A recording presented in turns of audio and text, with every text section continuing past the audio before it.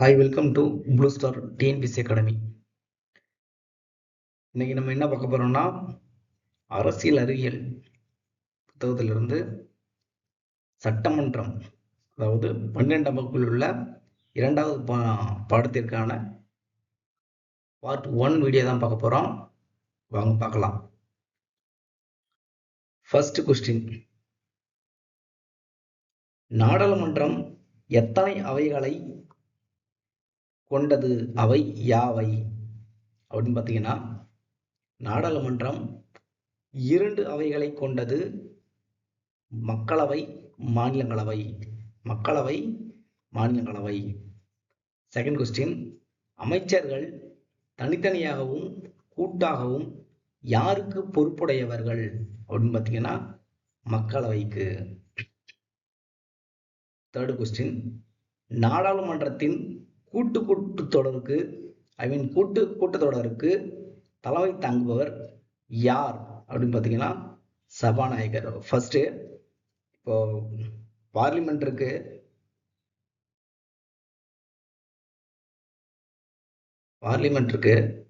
அதுல உள்ளதுதான் இந்த ராஜ்யசபா,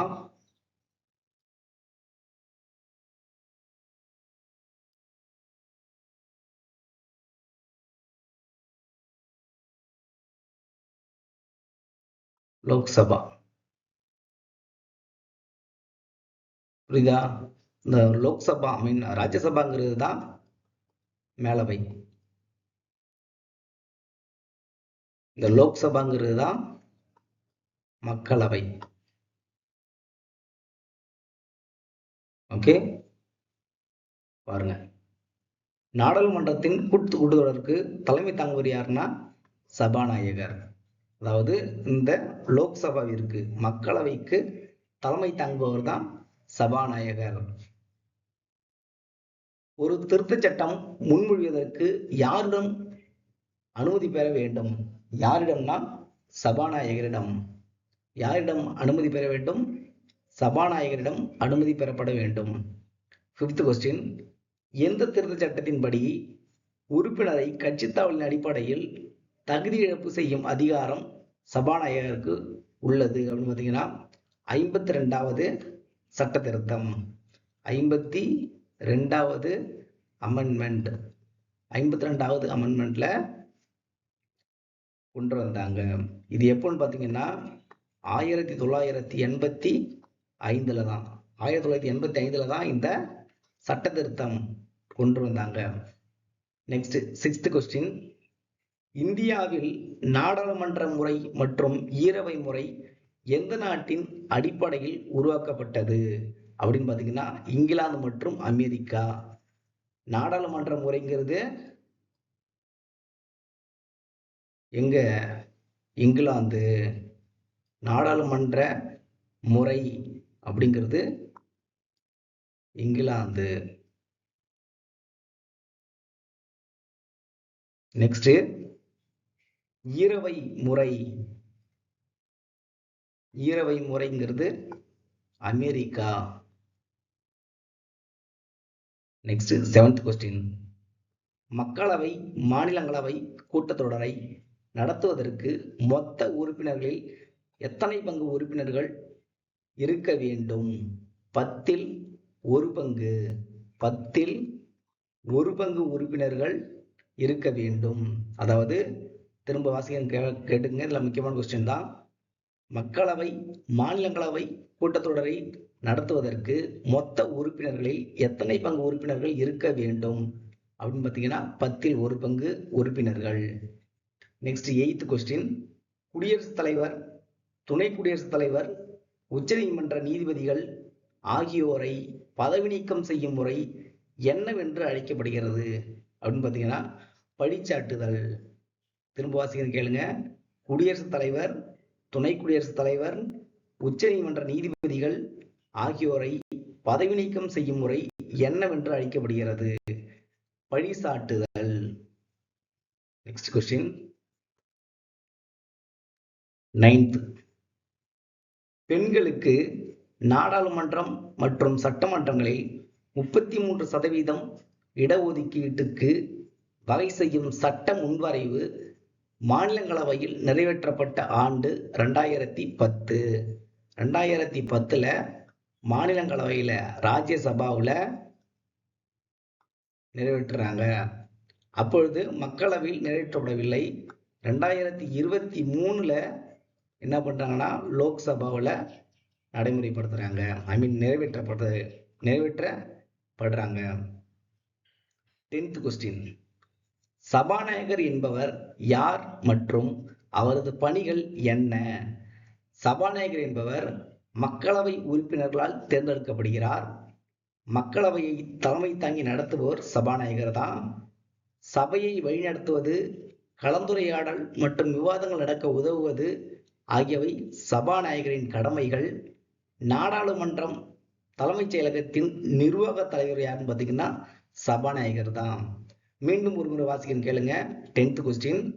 சபாநாயகர் என்பவர் யார் மற்றும் அவரது பணிகள் என்ன? மக்களவை உறுப்பினர்களால் தேர்ந்தெடுக்கப்படுபவர் சபாநாயகர். மக்களவையை தலைமை தாங்கி நடத்துபவர் சபாநாயகர். சபையை வழிநடத்துவது, கலந்துரையாடல் மற்றும் விவாதம் நடக்க உதவுவது ஆகியவை சபாநாயகரின் கடமைகள். நாடாளுமன்றம் தலைமைச் செயலகத்தின் நிர்வாக தலைவர் சபாநாயகர். Next question 11th. நாடாளுமன்றத்தில் இருபுறமும் வாக்கு சமநிலையில் இருக்கும்போது சபாநாயகர் தனது வாக்கை செலுத்துவார் என்பது என்னவென்று அழைக்கப்படுகிறது? பார்த்தீங்கன்னா முடிவு செய்யும் வாக்கு அல்லது காஸ்டிங் ஓட். என்னது? முடிவு செய்யும் வாக்கு அல்லது காஸ்டிங் ஓட். 12th question. மாநிலங்களவை உருவாக்கப்பட்ட ஆண்டு 1952 ஏப்ரல் 3. 1952 ஏப்ரல் 3 மாநிலங்களவை உருவாக்கப்பட்ட ஆண்டு. Next 13th question. இந்திய நாடாளுமன்றத்தில் இரண்டாவது ஆட்சி மன்றம் எவ்வாறெல்லாம் அழைக்கப்படுகிறது? பார்த்தீங்கன்னா மாநிலங்களவை, மேலவை, ராஜ்யசபா. மாநிலங்களவை,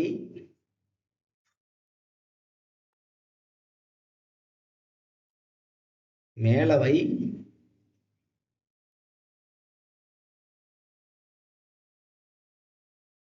ராஜ்யசபா என்றெல்லாம் அழைக்கப்படுகிறது. அதாவது இரண்டாவது ஆட்சி மன்றம் என்றும் அழைக்கப்படுகிறது. கொஸ்டின் இப்படி கூட கேட்கலாம். இந்திய நாடாளுமன்றத்தில் இரண்டாவது ஆட்சி மன்றம் எது அப்படின்னு கேட்பாங்க. அப்படி எதை போடணும்னா ராஜ்யசபா. மேலவையின் தான் மேலவையின் போடணும், மாநிலங்களவையின் தான் மாநிலங்களவையின் போடணும். மேலவையின் கொடுத்தா மாநிலவை, ராஜ்யசபா தான் ராஜ்யசபா. அப்படிங்க ஆன்சர் டிக் பண்ணணும். Next 14th question. மாநிலங்களவை உறுப்பினர்கள் எவ்வாறு தேர்ந்தெடுக்கப்படுகின்றனர் அப்படின்னு பார்த்தீங்கன்னா மாநிலங்கள் மற்றும் யூனியன் பிரதேசங்களில் இருந்து 238. குடியரசுத் தலைவர் நியமன உறுப்பினர்கள் 12. பாருங்க, மாநிலங்களவை உறுப்பினர்கள் எவ்வாறு தேர்ந்தெடுக்கப்படுகின்றனர் அப்படின்னு பார்த்தீங்கன்னா மாநிலங்கள் மற்றும் யூனியன் பிரதேசத்திலிருந்து 238, அதாவது இங்க உள்ள சட்டமன்ற உறுப்பினர்களால்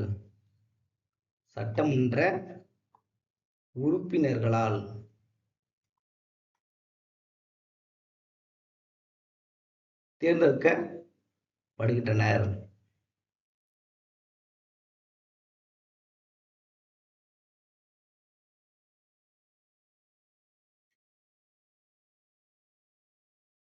நெக்ஸ்ட் குடியரசுத் தலைவரின் நியமன உறுப்பினர்கள் 12 பேர். Next 15th question. மாநிலங்களவை உறுப்பினர்களின் தகுதி மற்றும் பதவி காலம் பார்த்தீங்கன்னா 30 வயது தகுதி, 6 ஆண்டுகள் பதவி காலம். 30 வயது மற்றும் 6 ஆண்டுகள். Next 16th question. தமிழ்நாட்டில் இருந்து இந்திய நாடாளுமன்றத்திற்கு தேர்ந்தெடுக்கப்படும் மாநிலங்களவை மற்றும் மக்களவை உறுப்பினர்களின் எண்ணிக்கை 18 மற்றும் 39. ராஜ்யசபா,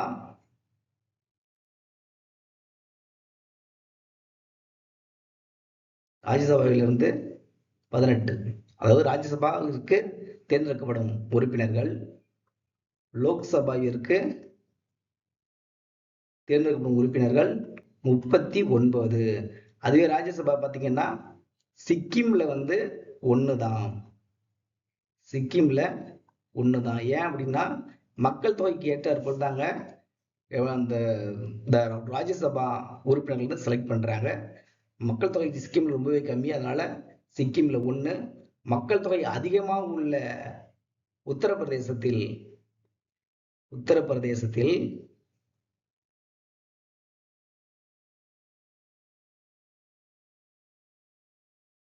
31 பேரு. தமிழ்நாட்டில் 18, சிக்கிமில் 1, உத்தரப்பிரதேசத்தில் 31 மேலவை உறுப்பினர்கள் தேர்ந்தெடுக்கப்படுகின்றனர். தமிழ்நாட்டில் மேலவை கிடையாது. அது ஆல்ரெடி படிச்சுதான் தெரியும். தமிழ்நாட்டில் மேலவை கிடையாது. தமிழ்நாட்டில் மேலவை சட்ட மேலவை கிடையாது. தமிழ்நாட்டில் 1986 நவம்பர் 1ல நீக்கப்பட்டிருக்கும். நவம்பர் 1ல நீக்கியிருப்பாங்க மேலவைய. Next 17th question. மக்களவைக்கு இணையான அதிகாரம் மாநிலங்களவை எதில் பெற்றுள்ளது அப்படின்னு பார்த்தீங்கன்னா சட்டம் இயற்றுதலில். மக்களவைக்கு இணையான அதிகாரம் மாநிலங்களவை எதில் பெற்றுள்ளது அப்படின்னு பார்த்தீங்கன்னா சட்டம் இயற்றுதலில் பெற்றுள்ளது. ஓகே, நெக்ஸ்ட் கொஸ்டின் நாங்கள் பார்க்கலாம். Next 18th question. மாநிலத்தில் எத்தனை சட்டமன்றம் அடங்கியது ஒரு நாடாளுமன்ற தொகுதி ஆகும் அப்படின்னா 6 சட்டமன்ற தொகுதி. 6 சட்டமன்ற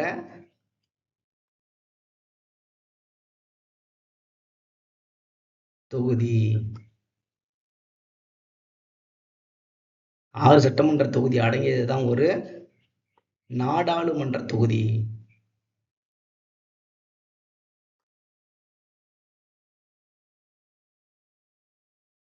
அதாவது நம்ம போறாங்கல்ல, இங்க இருந்த போன கொஸ்டின்ல பார்த்தோம் இல்லையா, 39 பேரு. அந்த 39 பேர் தான் நாடாளுமன்ற எம்பி. செலக்ட் பண்றாங்கல்ல, அதுதான் அது. ஒரு எம்பி ஜெயிக்கணும்னா அந்த அந்த தொகுதி எப்படி இருக்கும்னா 6 சட்டமன்றம் அடங்கியதான் இருக்கும். அந்த 6 சட்டமன்றம் அடங்கியதான் இருக்கும்.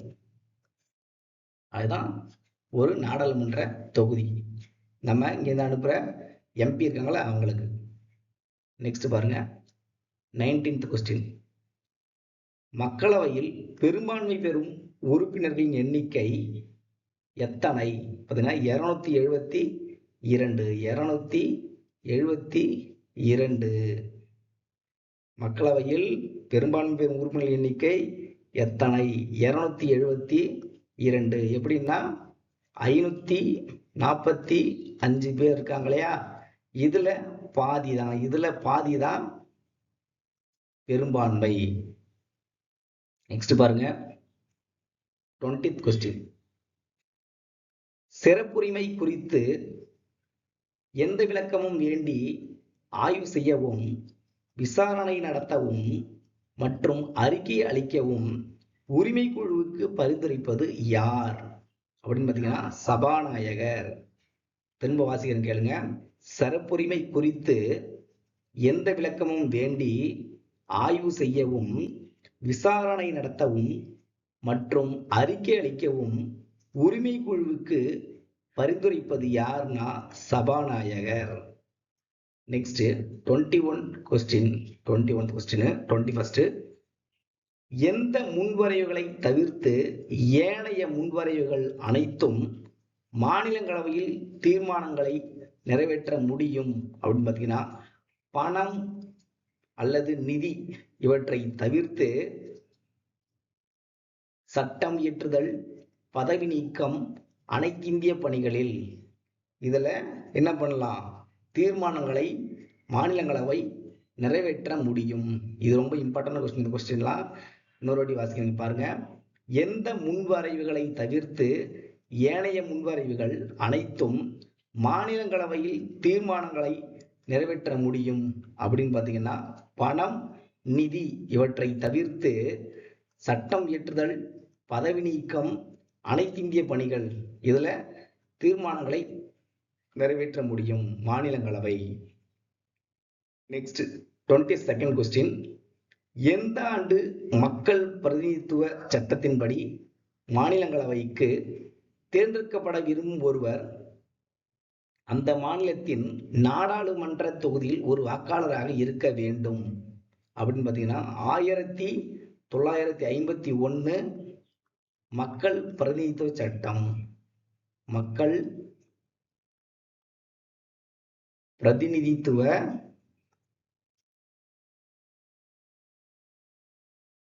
சட்டம். தனியா கூட கொஸ்டின் கேட்பாங்க, மக்கள் பிரதிநிதி சட்டம் எந்த ஆண்டு இயற்றப்பட்டது அப்படின்னு உனக்கு கொஸ்டின் கேட்டிருக்காங்க ஆல்ரெடி. 1951 மக்கள் பிரதிநிதித்துவ சட்டம். Next 23rd question. நாட்டின் கொள்கைகள், திட்டங்கள் மற்றும் சட்டங்கள் இயற்றும் அவைன்னு பார்த்தீங்கன்னா மக்களவை. நாட்டின் கொள்கைகள், திட்டங்கள் மற்றும் சட்டங்கள் இயற்றும் அவை மக்களவை. Next 24th question. மாநிலங்களவைக்கு போட்டியிடும் ஒருவர் அந்த மாநிலத்தில் வசிப்பவராக இருக்க வேண்டும் என்ற நிபந்தனை எந்த ஆண்டு திருத்த சட்டத்தின் மூலம் விலக்கி கொள்ளப்பட்டது அப்படின்னு பார்த்தீங்கன்னா 2003ஆம் ஆண்டு.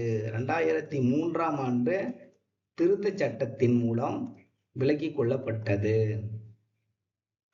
Next 25th question. பணம் சார்ந்த முன்வரைவுகளின் மீது எதற்கு மட்டுமே முழுமையான அதிகாரம் உள்ளது அப்படின்னு பார்த்தீங்கன்னா லோக்சபா. பணம் சார்ந்த முன்வரைவுகளின் மீது எதற்கு மட்டுமே முழுமையான அதிகாரம் உள்ளது அப்படின்னா லோக்சபாவிற்கு. Next 26th question. பணம் சார்ந்த நடவடிக்கைகளில் மாநிலங்களவை எத்தனை நாட்களுக்கு மட்டுமே காலதாமதப்படுத்த முடியும் அப்படின்னு பார்த்தீங்கன்னா 14 நாட்கள். 14 டேஸ். 14 டேஸ் தான் என்ன பண்ண முடியும், மாநிலங்களவை பணம் சார்ந்த நடவடிக்கைகளில் காலதாமதப்படுத்த முடியும். Next 27th question. அமலில் உள்ள தேசிய அவசர நிலையை நீக்கும் தீர்மானம் எந்த அவையில் மட்டுமே அறிமுகப்படுத்தப்பட்டு ஏற்றுக்கொள்ளப்படும் அப்படின்னு பார்த்தீங்கன்னா மக்களவையில். மீண்டும் வாசிக்கிற பாருங்க, இதெல்லாம் முக்கியமான கொஸ்டின் தான். நான் போடுற கொஸ்டின் எல்லாமே ரொம்ப இம்பார்ட்டன்ட் கொஸ்டின் தான். இது குரூப் 1, குரூப் 4, குரூப் 2 இது எல்லாத்துக்குமே யூஸ்ஃபுல்லாக இருக்கும். அதனால திரும்ப திரும்ப வாசிக்கிறேன். அதனால நோட்ஸ் எடுக்கனாலும் எடுத்துக்கங்க. அமலில் உள்ள தேசிய அவசர நிலையை நீக்கும் தீர்மானம் எந்த அவையில் மட்டுமே அறிமுகப்படுத்தப்பட்டு ஏற்றுக்கொள்ளப்படும் அப்படின்னு பார்த்தீங்கன்னா மக்களவையில். மக்களவையில். ஓகே, இதோட சட்டமன்றத்திற்கான அதாவது சட்டமன்றம் பாடத்திற்கான பார்ட் 1 வீடியோ முடிவடைகிறது. நெக்ஸ்ட் பார்ட் 2 வரும், மறக்காம பார்த்துருங்க. இந்த வீடியோ உங்களுக்கு ரொம்ப பயனுள்ளதாக இருக்கும்னு நான் நம்புகிறேன். உங்களுக்கு ஏதாச்சும் டவுட்னா நீங்கள் கமெண்ட்ல மெசேஜ் பண்ணுங்க, கமெண்ட் போடுங்க. பிடிச்சிருந்தா சப்ஸ்கிரைப் பண்ணுங்க, ஷேர் பண்ணுங்க. உங்களோட நண்பர்களுக்கும் ரொம்ப பயன்பாடாக இருக்கும். எப்போதுமே சொல்றது தான், போன வீட்டில் சொல்லியிருக்கேன், டைம் வேஸ்ட் பண்ணிடாதீங்க. டைம் வேஸ்ட் பண்ணிட்டீங்கன்னா நீங்கள் இந்த ஃபீல்டுக்கு அன்ஃபிட் ஆகிடுவீங்க. அதனால டைம் வேஸ்ட் பண்ணிடாதீங்க. மேக்ஸிமம் கேப் விடாதீங்க. கன்சிஸ்டன்சி தான் எல்லாருக்குமே பொதுவாக தெரிஞ்சிருக்கும். கன்சிஸ்டன்சி தான் நான் போன வீட்டில் சொல்லியிருப்பேன். கன்சிஸ்டன்சியாக படிங்க, ரிப்பீட்டாக திரும்பவும் படிச்சுட்டே இருங்க. இந்த வாட்டியே நீங்கள் உள்ளே போகணும் அப்படின்னா ரொம்ப பயங்கரமாக ஹார்ட் ஒர்க் பண்ணுங்க. கண்டிப்பாக எக்ஸாம் போஸ்டிங் கிளியர் பண்ணிட்டு உள்ளே போயிடலாம். Okay, thank you.